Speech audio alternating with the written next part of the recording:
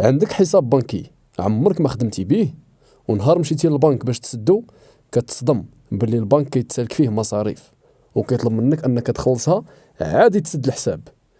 واش انت ملزم انك تخلص باش تحمي راسك، ام انك ممكن تخلي لهم الحساب بالرصيد السلبي موجود فيه؟ الجواب ديال هذه الاسئله واكثر في فيديو هذا اليوم على قناتكم اجي تفهم البنك. وقبل ما نبداو كنتمنى انكم تشتركوا معنا في القناه، ولا عجبكم هذا النوع من المحتوى تخليوا لنا اعجاب وتشاركوه باش الفيديو يوصل اكبر عدد ممكن من المتابعين اللي عندهم نفس الوضعيه. اولا خاصنا نعرفوا ما المقصود باغلاق حساب بنكي.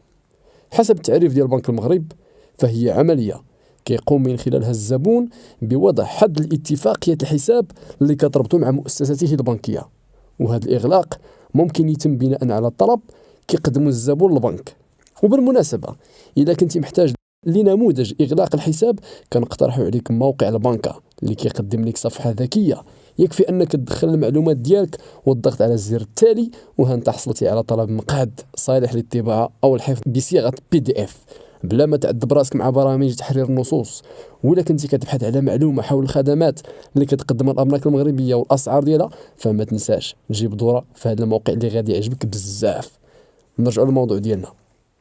اذا يا اما كتغلق الحساب بطلب من الزبون او بمبادره من البنك. او كيفاش البنك تسد لي الحساب بدون الموافقه ديالي؟ ها انت كمل معنا الفيديو حتى الاخير وغادي تفهم مزيان شنو هي الحاله الوحيده اللي يمكن للبنك انه يغلق لي فيه الحساب بدون الموافقه ديالي.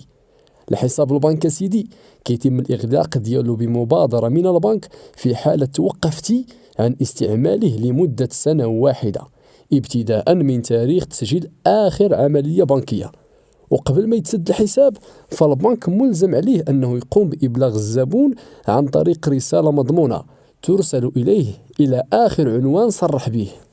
البنك بعدها كيعطيك أجل ديال 60 يوم كيتسنى فيه الرد ديالك في حالة كنتي باغي تحتفظ بالحساب البنكي وكترفض الإغلاق ديالو.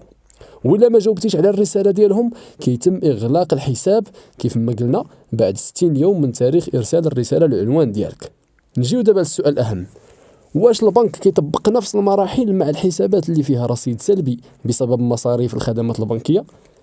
أسيدي كيف ما جا في منشور بنك المغرب اللي غادي نخلي لكم الرابط ديالو في صندوق الوصف، فالأبناك المغربية عندها الحق في المطالبة بالرصيد السلبي المسجل في الحسابات موضوع الإغلاق في حالة إذا ما جاوبتيش قبل 60 يوم من توصلك بالمراسلة.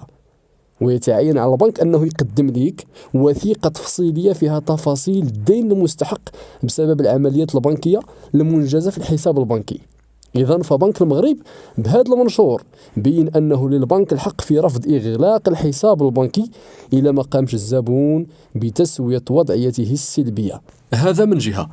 طبعا الأغلبية في التعليقات غادي تحدث عن المادة 503 من مدونة التجارة اللي كتبين بصريح العبارة أن الحساب يعتبر مقفلا بانقضاء أجل سنة و60 يوم في حالة ما كانش أي اعتراض على الإغلاق من طرف الزبون. والقانون توقف عند هذه النقطة وما فصلش أكثر في مآل الحسابات اللي فيها رصيد سلبي. وما حد القانون تحدث عن الحسابات كيفما كان رصيدها وما فرقش بين السلبية منها والإيجابية، فمن المفروض على البنوك إغلاق الحسابات في كلتا الحالتين. لكن كيف ما قلنا في بداية الفيديو فدورية بنك المغرب فصلت أكثر في هذا الموضوع وأعطت للبنوك الحق في رفض إغلاق الحسابات اللي فيها رصيد سلبي ولو كان بمرور المدة القانونية لإغلاق الحساب. انت كمواطن كيعيش مثل هذه الوضعية مع وكالته البنكية، واش غادي تمشي تسول على الحساب البنكي ديالك وتخلص داكشي اللي كيتسالك فيه، ام انك غادي تخليه والبنك يتحمل مسؤولية اغلاقه؟ خلي لنا الرأي ديالك في التعليقات وما تنساش تشترك الفيديو مع الاصدقاء لتعم الفائدة. تحياتي.